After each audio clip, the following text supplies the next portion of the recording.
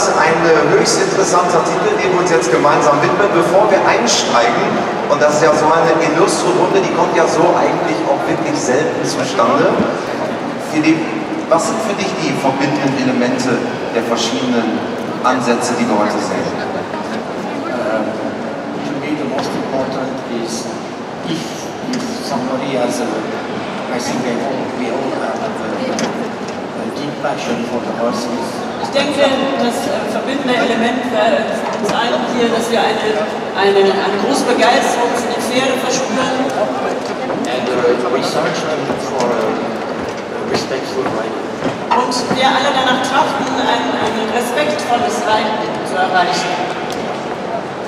The problems are starting when something is missing. But I think we are all on this road. Manchmal kann da natürlich auch manche Elemente fehlen, aber ich denke, wir befinden uns alle auf diesem Weg hin zu einem pferderespektierenden Reiten. Wunderbar, wir steigen da auch ganz konkret jetzt ein, nämlich mit dem Thema Barockpferde. Und mit Ihnen, Herr Henrichs.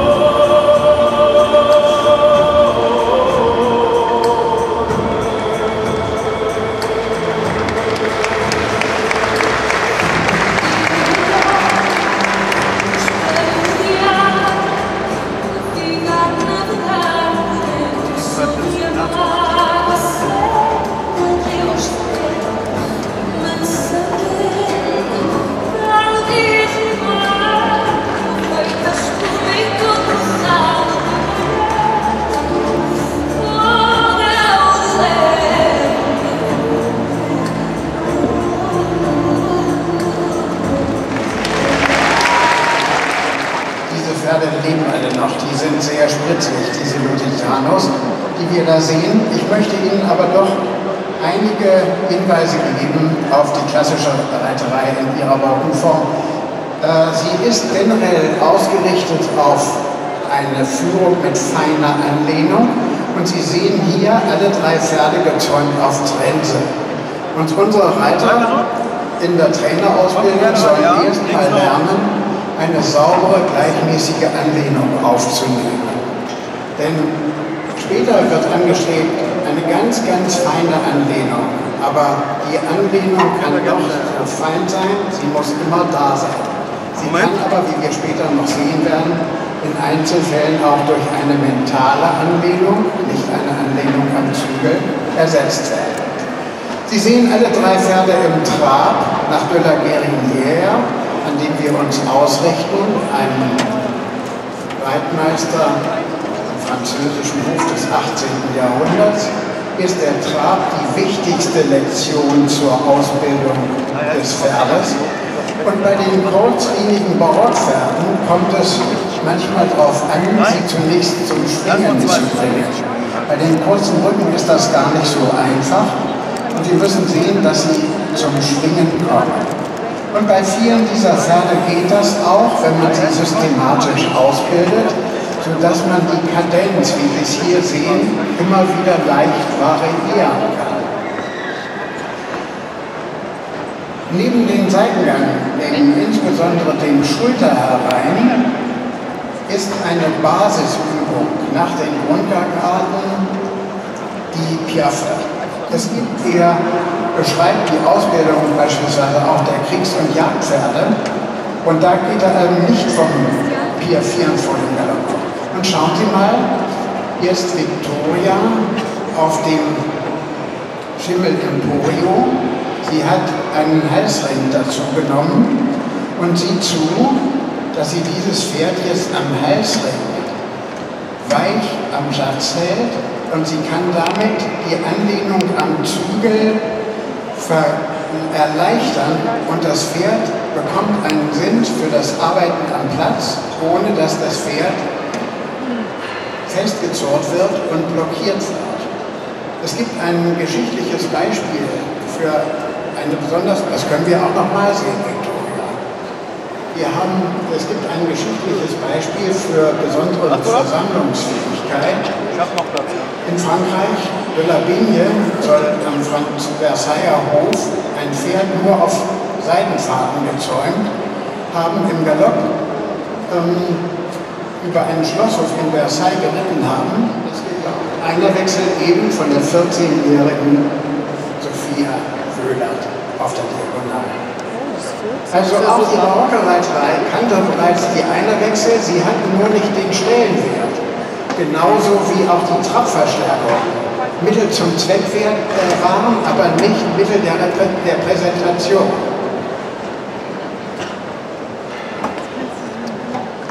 Und Sie merken den Leistungswillen dieses Pferdes, das macht mit, das macht mit. Sie einer der Vordenker der barocken Reiterei in Deutschland sind. Wie stark ist Ihre Begeisterung noch, wenn Sie das sehen? Ich freue mich über den Ausdruck, den diese Pferde haben. Ich schaue den Pferden immer wieder ins Gesicht, und wenn ich sehe, dass sie stolz sind auf das, was sie da machen, dann bekomme ich eine unglaubliche Freude, und dann mache ich weiter. Auch wenn man sich nur von Höhepunkt zu Höhepunkt angeln kann und die Perfektion sicher nie erreicht, denn die Perfektion ist etwas Göttliches, nichts Menschliches.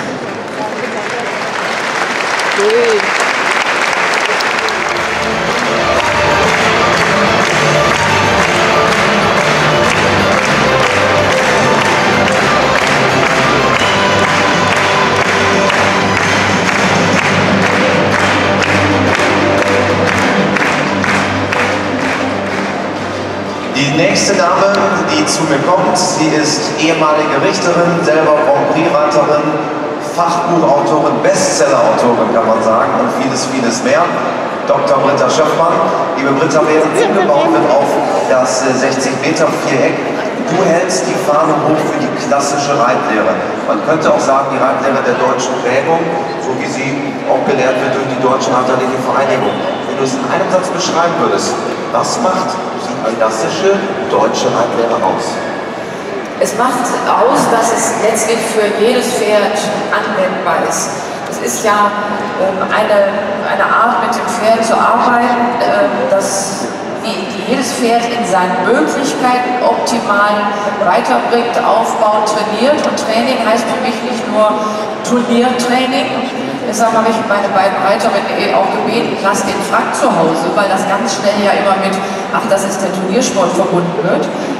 Sondern das heißt, ein Pferd wirklich entsprechend seiner natürlichen Anlagen so best wie möglich muskulär, psychisch aufzubauen, dass es den Reiter schadlos tragen kann. Wunderbar. Reiten kann. Oder wenn man sagt, das Pferd geht nicht am Zügel, dem dann die Kandare reinzuhängen, dran rumzuziehen. Man braucht Erfahrung, man muss wissen, wie man damit umgeht. Man braucht Kandarenreife, und die beiden haben also tatsächlich Streichhölzchen gezogen. Die Isabel hat die Kandare gewonnen, die Julia die Trense. Es hätte auch andersrum funktionieren können, überhaupt kein Problem. Viel Vergnügen nun mit Dr. Britta Schöffmann.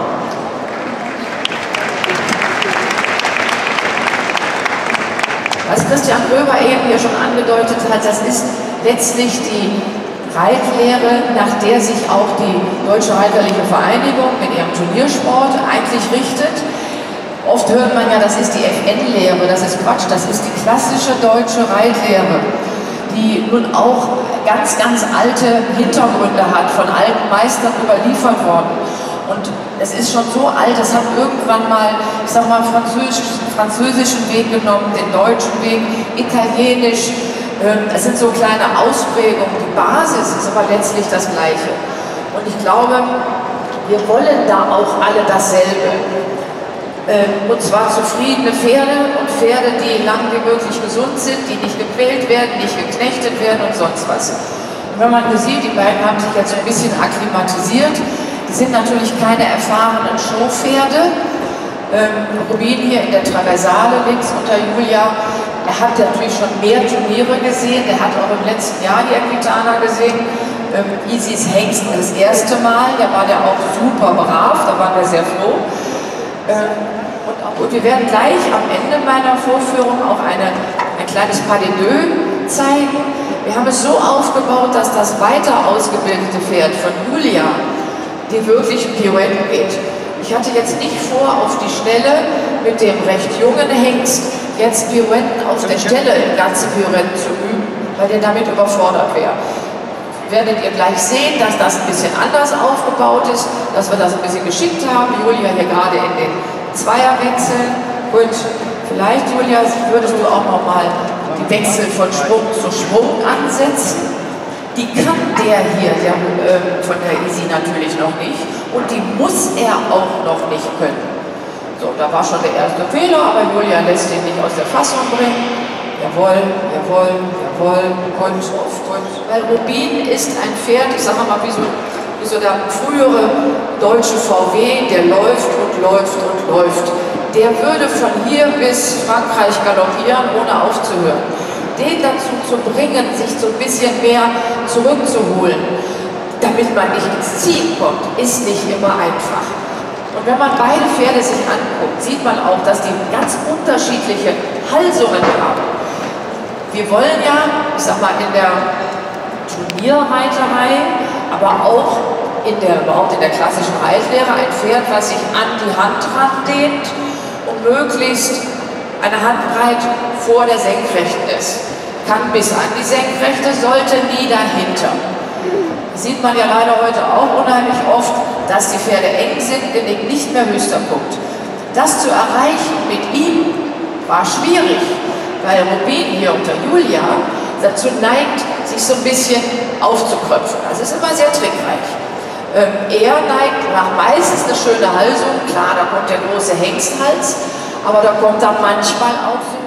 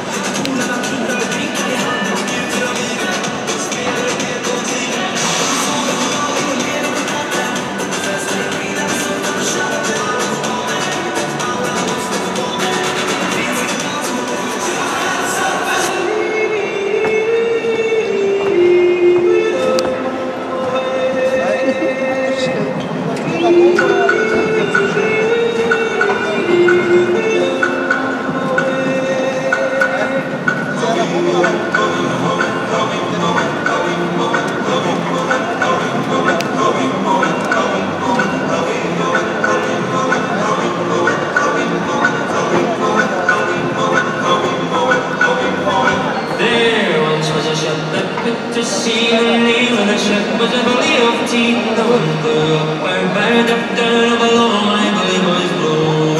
So many of my men come to bring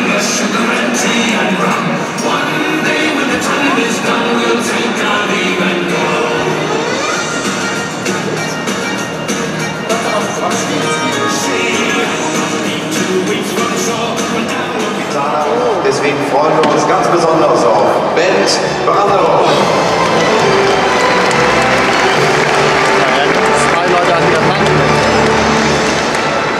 Herr Branderow, akademische Reitkunst ist jetzt unser Thema. Das ist, wofür Sie brennen, was Sie auch zeitlebens vorantreiben. 25 Für alle, Jahren die wieder der da, ne? akademischen Reitkunst noch nicht so nah sind, was ist akademische Reitkunst? Ja, wenn ich so eine Woche hätte, dann würde ich das genau erklären. Aber in erster Linie geht es ja um die Ausbildung des Künstlers, erst als Handwerker und später weitergehend als Künstler. Und dazu brauchen wir eine ganze Menge von Werkzeugen. Deswegen ist bei mir in erster Linie die Ausbildung des Menschen im Vordergrund. Und da können wir jede Form von Pferd verwenden, ob das ein Mini-Shetty ist oder ein Shire Horse, kann man verwenden, um von diesem Pferd zu lernen. Und dann geht es um verschiedene Werkzeuge zu erlernen. Bodenarbeit, Handarbeit, diesen Long-Salsierarbeit. Und deswegen haben wir auch gewählt, heute von unten zu arbeiten. Wunderbar, wir haben zwei Vertreter hier dabei, das sind Carina Dörfler und Marius Schneider. Viel Spaß!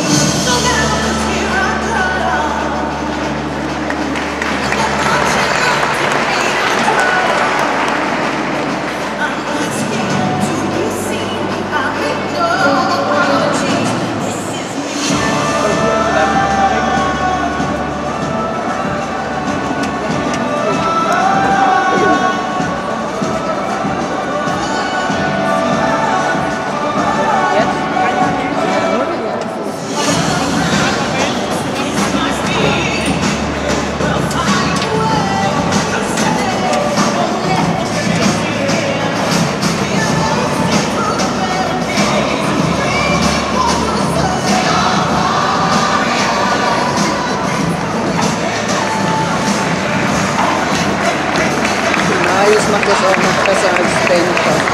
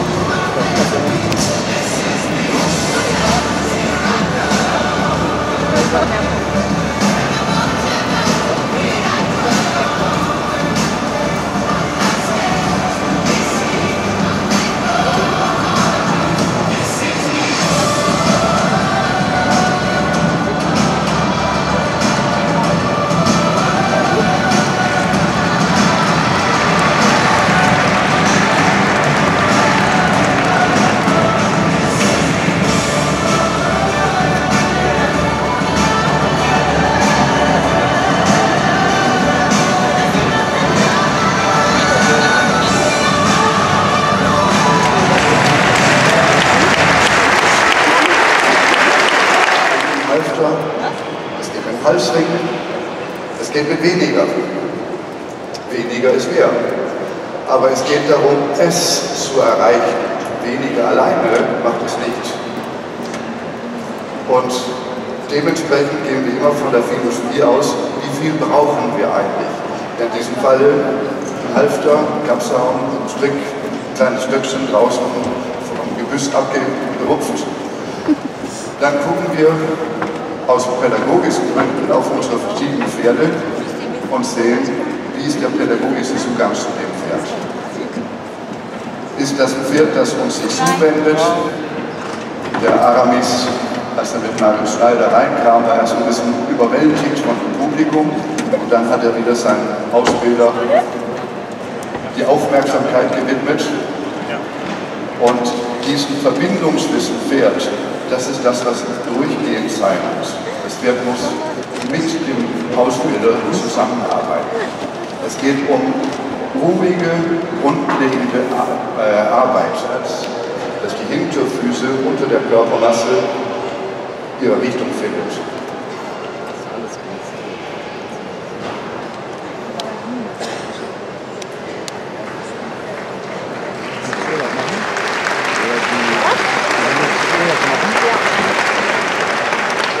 So schreibt Steinbrecht, richte dein Pferd gerade, Ausrufezeichen.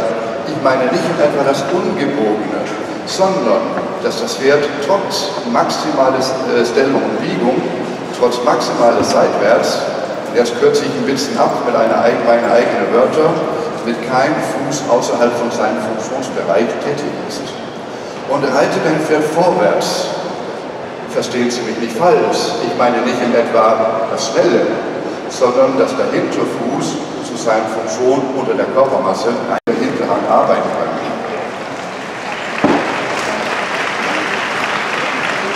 Dass wir auch bei Pferden mit größeren Problemen viel stressfreier die Handen ausbilden können, wenn das Pferd in Ruhe geschieht.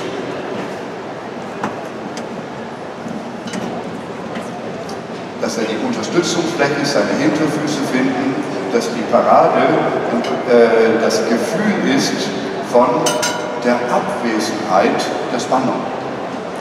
Sprich, wenn die Hand in das Pferd reinbeugt und da ist ein Widerstand, dann muss man nicht das arme Maul dafür bestrafen, dass da ein Widerstand im Schulter liegt. Da muss die Schulter gelöst werden.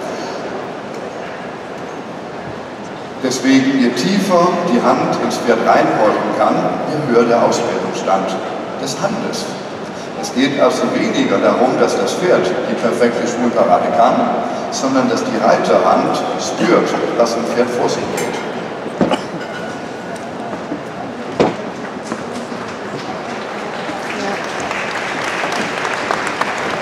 Hier dann das Rittpirouette, so eine Seite.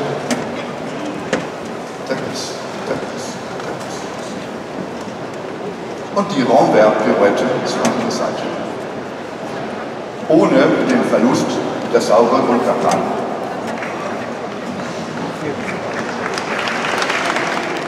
Wir gehen ja erst an den Ausbilder der Bildung des Reiters und der Reiter möchte ich, dass er von der Pike auf lernen will.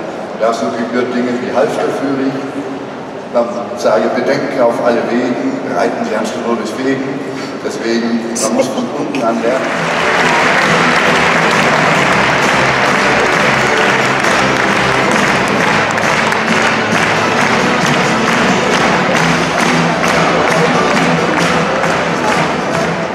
Dressur-Spezial, die Vielfalt der Ausbildungsmethoden.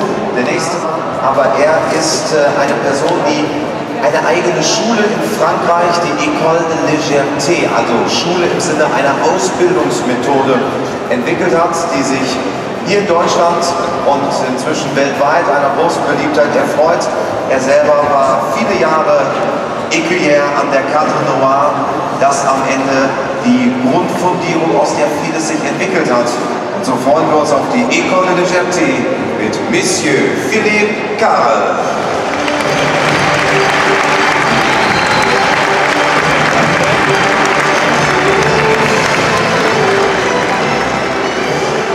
Und liebe Ilka, du bist wieder mit von der Partie, du wirst das Ganze übersetzen. Und wir haben jetzt einige der Eleven, die hier reinkommen, der École de Légèreté. Ja, herzlich willkommen bei dieser Vorführung der École de Légèreté. Wir haben heute zwei lizenzierte Reitlehrerinnen der École de Liberté mitgebracht und zwei Personen, die noch in Ausbildung sind bei uns. Das ist zuerst Katja Lauer auf dem Wallach Ibu, deutsche Meisterin in Working Equitation. Dann haben wir Marius Jungermann auf dem Westfalen Cooper. Dann kommt Christiane Horstmann, lizenzierte Reitlehrerin der École auf dem Frederiksborger Hengst Hector. Und zum Schluss Lisa Bruce mit dem Araber Jago, auch in Ausbildung bei der École de Liberté.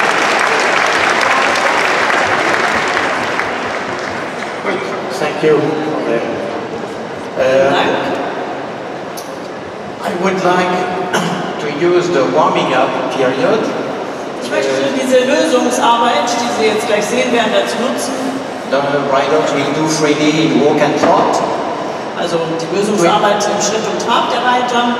I use it to explain what are the bases. Und das möchte ich nutzen, um Ihnen die Basis der Arbeit in der École de Liberté zu erklären. Good. So, the priority is to the communication before any gymnastic. Die Priorität setzen wir in der École de Liberté immer auf die Kommunikation vor jeder Art der Gymnastizierung. And we communicate with the mouse, first of all. Und als erstes kommunizieren wir als Reiter ja mit dem Pferdemaul. So, from a natural position, aus einer natürlichen Haltung, with an open paw, mit offenem Genick, and the hands being used upward in order to act only on the corner of the lips. Und wir wirken mit den Händen nur nach oben ein, damit die Einwirkung des Gebisses wirklich nur in die Maulwinkel. The rider is asking for joyending. Als erstes verlangen die Reiter zuerst das Nachgeben des Pferdes im Unterkiefer. This is the beginning of a dialogue. Und damit haben wir den Beginn eines Dialogs. With that, the rider tries to make the neck as flexible as possible. Und über diesen Dialog kann der Reiter dann versuchen, den Pferdehals so flexibel wie möglich zu machen. With pronouncement. Und das erreichen wir über deutliche seitliche Biegungen and neck extension. Und aus dieser Biegung in etwas höhere Position dann in die Biegung hinein dehnen lassen. On both sides, naturally. Das reiten wir natürlich auf beiden Händen. If the horse is giving his mouth, he can give his neck. Wenn das Pferd im Maul nachgibt, dann kann es auch quasi den Hals hergeben. If he is forced to give his neck, he will not give his mouth. Wenn wir es aber zwingen, im Genick nachzugeben, dann wird es nicht im Maul nachgeben. Ja. Good. And then we can start thinking about the flexion of the pole. In dem nächsten Schritt erst können wir dann daran denken, das Pferd zu bitten, sein Genick zu runden, sich beizuzäumen. Ramener. Also nehmen Sie die Pferde auf, ins Ramener heißt dieses Begriff auf Französisch. Also die Beizäumung in höherer Position. Das ist der außen anliegende Zügel, das Pferd wendet also in leichter Konterstellung über den außen anliegenden Zügel. You have to be able to turn as you want with the bend inside or outside. Das heißt, wir sind danach in der Lage, das Pferd beliebig zu wenden, entweder mit der Biegung nach innen oder mit der Biegung nach außen. After that, control of the quarters, mobility of the quarters. Nach diesem Schritt der Mobilität der Vorhand erarbeiten wir die Mobilität der Hinterhand. Shoulder in, Volt. Zum Beispiel über das Schulterherein auf einer kleinen Volte.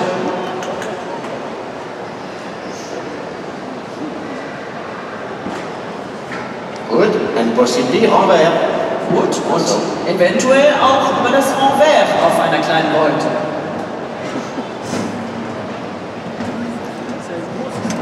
Okay, and frequently extend the neck. Ganz häufig dazwischen, ganz wichtig, lassen Sie die Pferde dehnen im Hals. So, the minimum is that the rider has a very lively relationship with the mouse. Das Minimum des Ganzen ist, dass der Reiter eine ganz lebhafte Beziehung zum Pferdemaul He's hat. never pulling and crushing the tongue. Dass der Reiter niemals zieht und niemals die Zunge des Pferdes einquetscht unter dem Gebiss. So in clear terms, each time he has to do a correction, it has to be upward. Also, um das nochmal deutlich zu sagen, jedes Mal, wenn wir etwas korrigieren müssen, müssen wir nach oben in die Maulwinkel einwirken. Okay, you can go on in trot. Okay, dann lösen Sie die Pferde weiter in den Trab. Allez, neck rein turns, mobility of the quarters, neck extension. Okay, wir waren stehen geblieben bei den Wendungen mit Neck Rein, mit dem außen anliegenden Zügel im Trab, dann dehnen lassen. Extension, extending the neck. Und immer wieder zwischendurch dehnen lassen. Ja, gut. Ja, sehr gut. And in hand again. Dann wieder an die Hand stellen. So, these changes, clear changes of position should be easy. Diese klaren Wechsel der Haltung des Pferdes, zwischen der Dehnungshaltung und der Aufrichtung, das sollte ganz einfach erfolgen, ganz leicht gehen. Without using any force. In jeglicher Gangart und ohne irgendeine Kraft zu benutzen. Also da, ohne mit Kraft einzuwirken. Okay. Allez, some transitions on the big circle, some transitions trot canter. Okay, dann reiten Sie jetzt zum Ende der Lösungsphase auf großen Zirkeln, ein paar Übergänge, Trab, Galopp.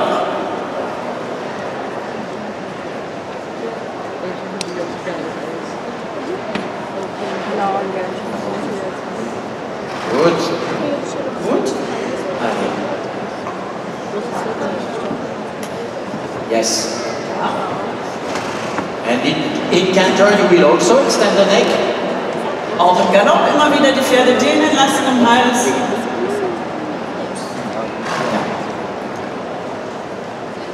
If your horse is a bit fast when you give the reins, come on a smaller circle. Wenn die Pferde etwas eilig It's a good way werden, to control. wenn Sie die Zügel länger geben und die Pferde dehnen lassen und die Pferde dabei etwas schnell werden, dann verkleinern Sie den Zirkel. Das ist ein gutes Mittel, das Pferd wieder etwas mehr unter Kontrolle zu bringen. Good. Good. Okay, change the direction whenever you want. Dann wechseln Sie die Hand, wann Sie möchten. Dann auch der Galopp auf der anderen Hand.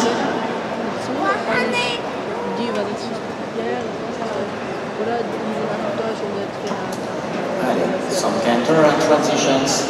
Auch hier jetzt linke Hand ein paar Galopp-Trab-Übergänge.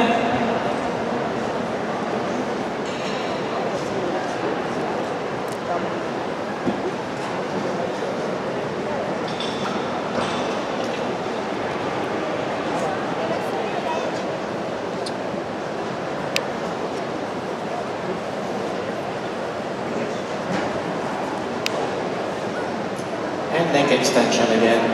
Und auch da immer wieder dehnen lassen auf dem Zirkel, auch im Galopp. Good. Gut. Let the reins slide through your fingers. Lassen Sie die Zügel durchgleiten durch die Finger.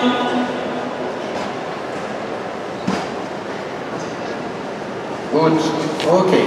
Allez, get your reins in hand. Die Zügel wieder aufnehmen, die Pferde da etwas aufrichten, die Hand And back stellen to trot. und Übergang zum Trab. And in walk, quietly, long reins, long neck. Und jetzt ganz ruhig im Schritt, eine kleine Pause am langen Zug. Good. Okay.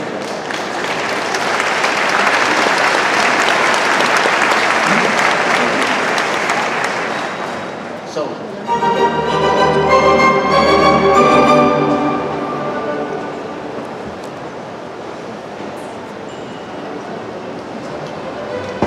Trot.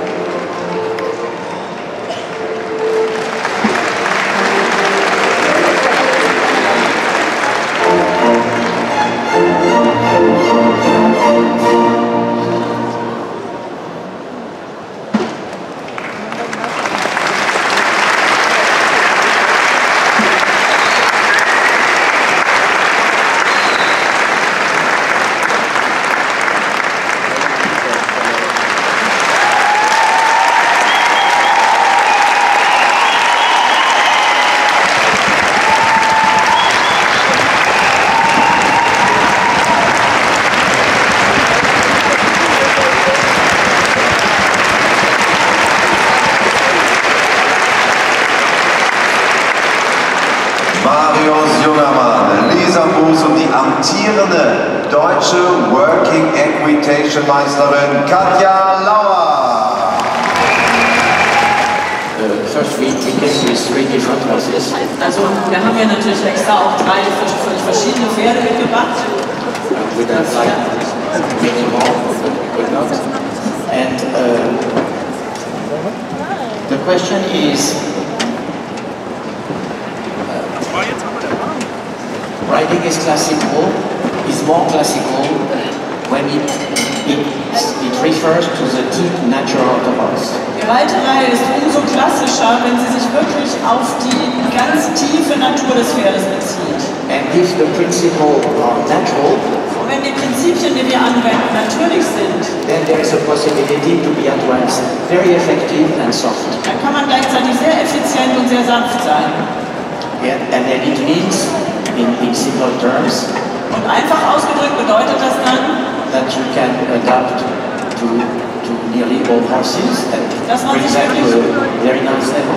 Auf fast alle Pferde einstellen kann und fast alle Pferde zu einem ganz ordentlichen Niveau bringen kann. And eliminate any constraining system. Wichtig ist, dass man dabei jegliche Zwangsmittel ausschließt. For instance, we ban the horsemen and the working rights and things like that. Zum Beispiel haben wir aus der Schule die zugeschnürten Reithalfter verbannt. Wir haben keine Ausbinder sind zugelassen. Okay. Wir holen euch alle noch einmal herein. Ihr Lieben, kommt zu uns. Philipka, Ben Brandero, Dr. Britta Schöpfmann und Richard Hinrichs.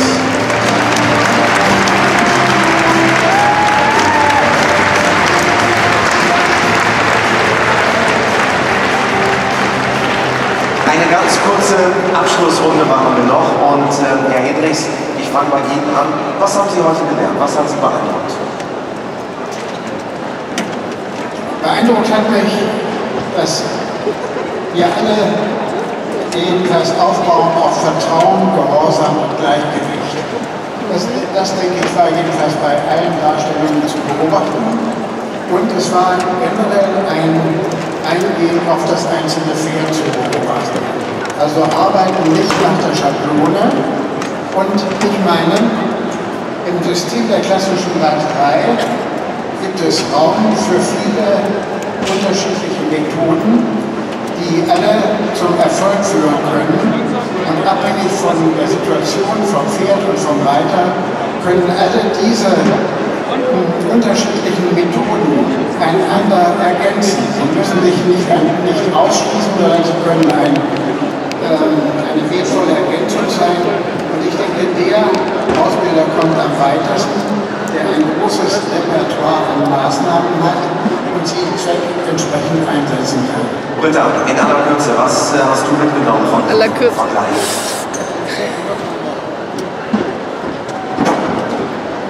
Vielen Dingen, dass wir uns gar nicht so weit auseinander sind. Ich sag mal, ob das der Halsring ist, den du hier einsetzt manchmal beim Reiten oder das Anheben der Hand. Ich lasse immer die Reiter bei der Stellung die innere Hand anheben und erkläre denen, warum man in die Lefze geht und so und nicht am Unterkiefer zieht. Das machen wir in der klassischen deutschen Reiterei auch. Und ich glaube einfach wirklich, dass es wichtig ist, auf jedes Pferd individuell einzugehen und wie du schon gesagt hast, ein riesen Repertoire an Lösungen zu haben, dass man das ganz punktgenau für jedes Pferd passend findet. Philipp, die verschiedenen Reitweisen, was hast du mitgenommen aus diesem Vergleich der verschiedenen Ansätze? Es ist ja quasi die Versammlung der europäischen Reitkunst gewesen.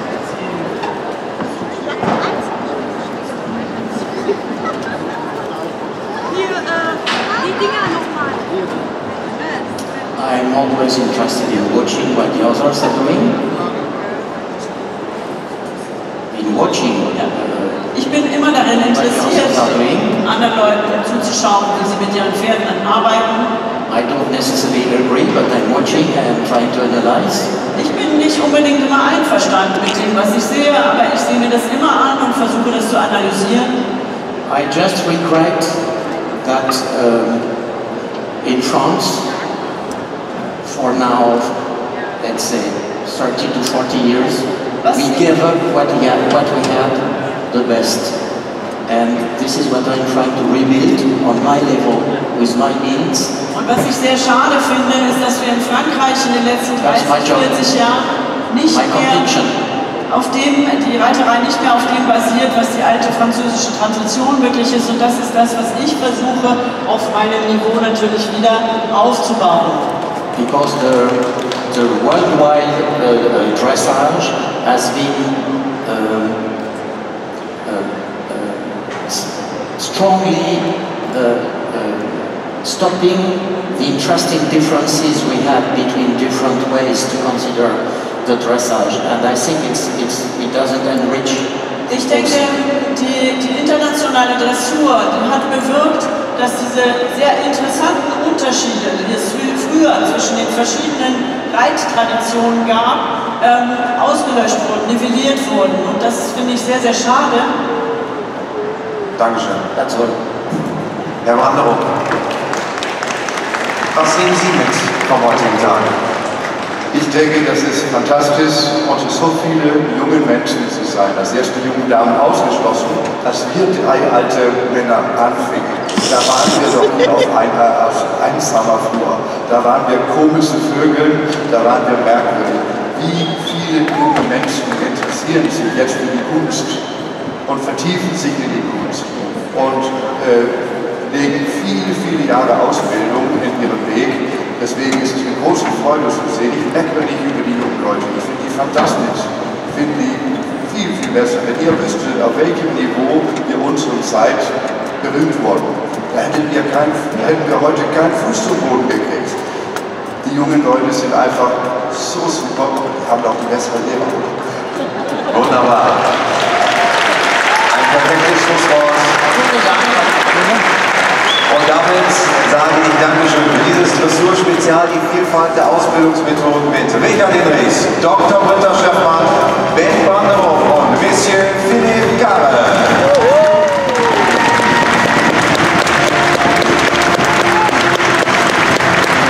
Wir haben noch ein gemeinsames Foto mit euch und Ihnen. Ein Seltenheitswert natürlich, diese Granden der Ausbildung zusammen zu haben. Dressurspezial, die Vielfalt der Ausbildungsmethoden. Richard Hinrichs, Ben Wanderung, Philippe